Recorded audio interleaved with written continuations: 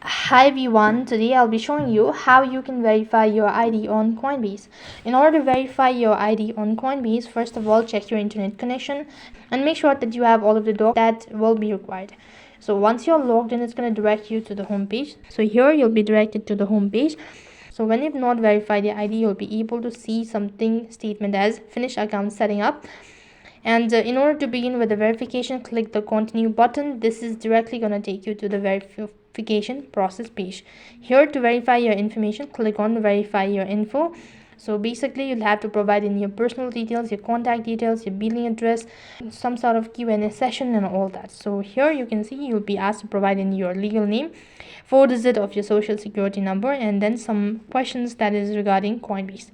So click the continue button. So provide in all of these information, click the continue button. As soon as you do that, you've successfully verified your ID on Coinbase.